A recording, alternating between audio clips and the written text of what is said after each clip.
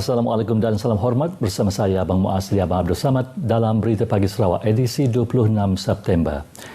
Program vaksinasi yang akan diperluas kepada golongan remaja serta kanak-kanak di bawah umur 12 tahun mendapat sambutan amat positif.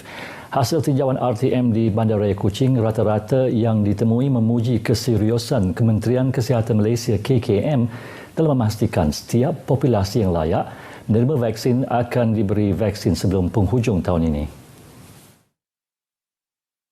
Saya sangat setuju dengan pemberian vaksin kepada semua golongan masyarakat, baik itu remaja ataupun golongan budak sekolah, mengurangkan kadar kematian sebenarnya dan juga mengurangkan kadar kes lah, dan bukannya untuk menyusahkan tapi sebenarnya untuk menyenangkan kita. 我同意啊，因为不久后大多数的学生都要回去大专跟学校上课了，所以给他们这种优先权，能够确保他们能够完全的得到2剂疫苗。 然后他们也能够比较安心的回去上课了。 Sementara itu, beberapa individu yang ditemui turut berharap KKM serta Jawatan Kuasa Khas Jaminan Akses Vaksin COVID-19 mengatur strategi yang lebih mantap dalam mengatasi isu-isu yang timbul berkaitan pengambilan jumlah dos vaksin serta jenis-jenis vaksin yang ada.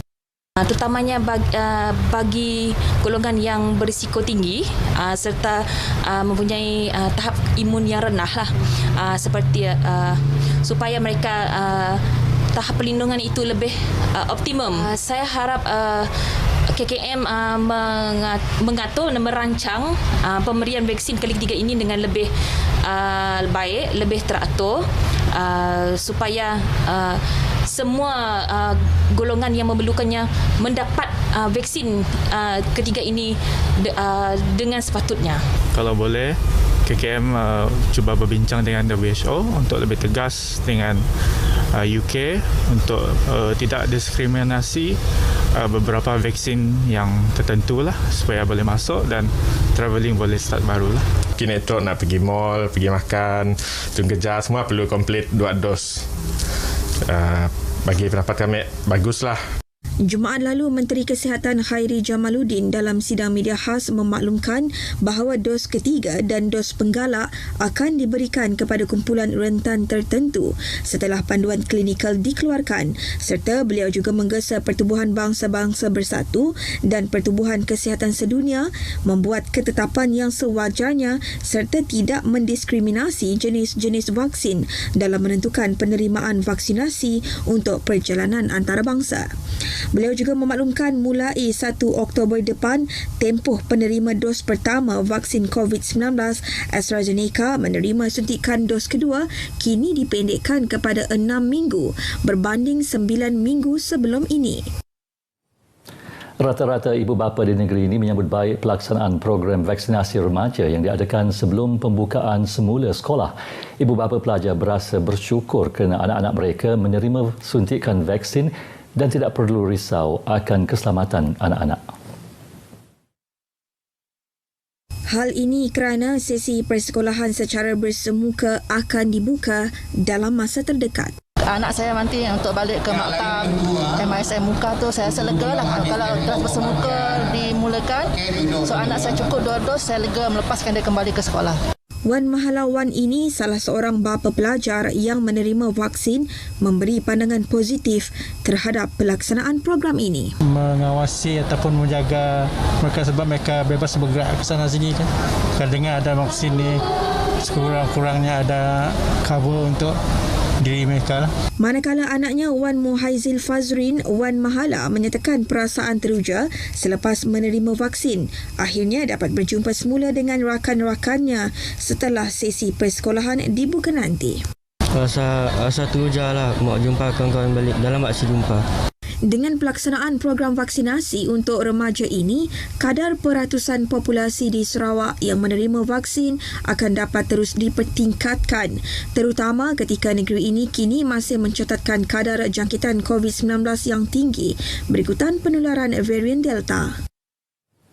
Di Sibu, setiap kali musim buah dabai tiba, pastinya peniaga dabai tersenyum lebar melihat ratusan kilogram habis setiap hari. Namun pandemik COVID-19 mengubah segalanya.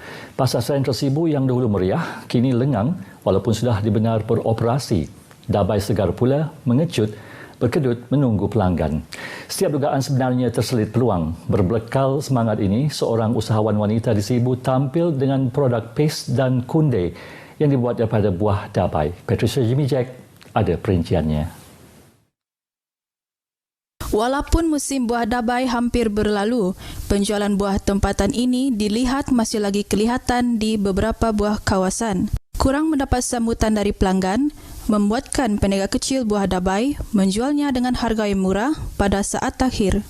Kalau hari ini tidak habis, esok kita lelong lah. Kita tidak dapat tunggu dia lama sangat lah. Kalau harga ni sekarang 28, esok kita mungkin jual dia 20. Kalau tidak macam tu, dia kulit tidak cantik kan? Novakrani Yaakob mesra dengan panggilan Bibi, seorang usahawan tempatan mengambil inisiatif membeli dabai dari peniaga ini untuk diproses menjadi kunde dan paste.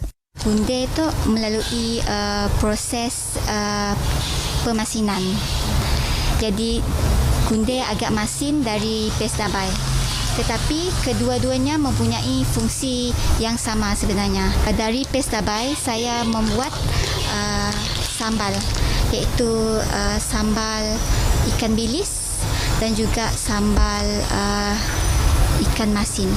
Memandangkan bekalan dabai terhad mengikut musim, pemegang ijazah sarjana sains dalam pembangunan sumber manusia ini menghasilkan paste dan kunde dabai agar menu berasaskan dabai tidak putus di restoran milik suaminya sepanjang tahun. Produk ini mendapat sambutan dan turut dipasarkan di restoran makanan Sarawak di Semenanjung.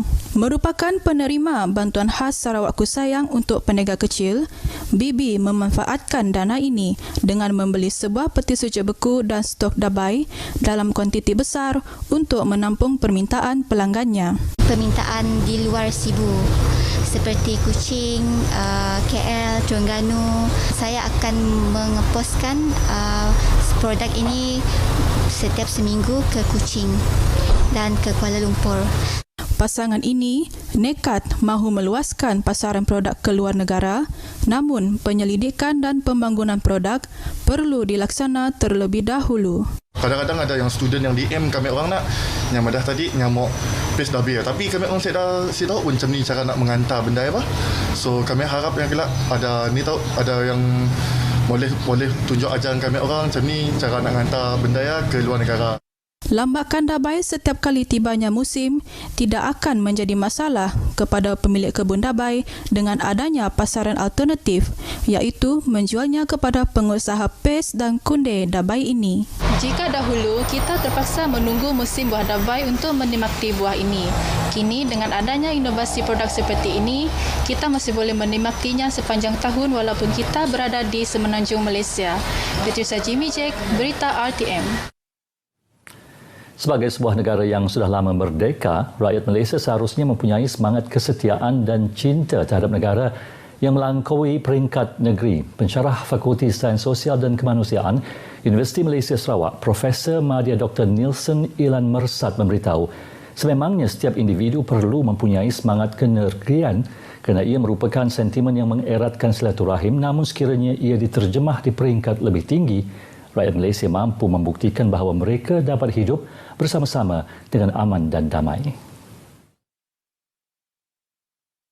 Tegas Profesor Madya Dr. Nielsen, sentimen kenegerian hendaklah diketepikan dan ia penting bagi memastikan Malaysia kekal sebagai negara bangsa yang berdaulat dan utuh. Beliau ditemui pemberita selepas siaran langsung temu bual khas Kita Malaysia yang dianjurkan Sarawak FM di RTM Kuching.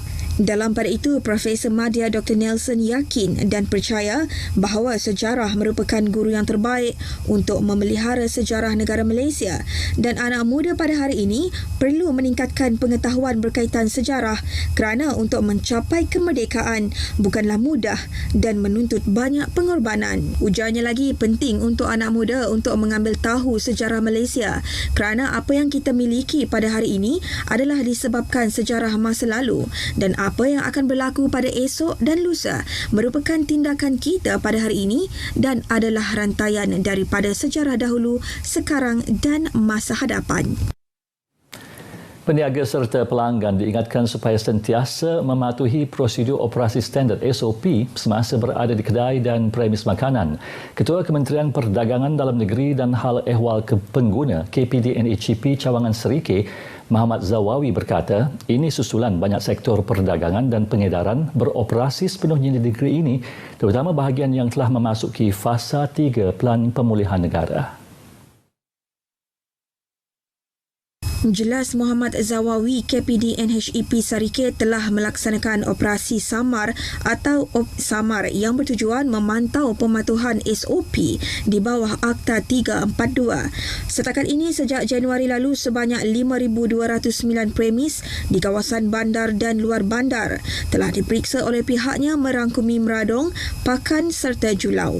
KPDNHEP sentiasa menjalankan pemeriksaan dan pemantauan dari masa ke semasa bagi memastikan pematuhan SOP pencegahan COVID-19 terus dipatuhi. Sekian berita pagi Sarawak. Terus patuhi SOP. Kita menang bersama. Saya Abang Muaz, Abang Abdul Samad. Salam hormat. Assalamualaikum.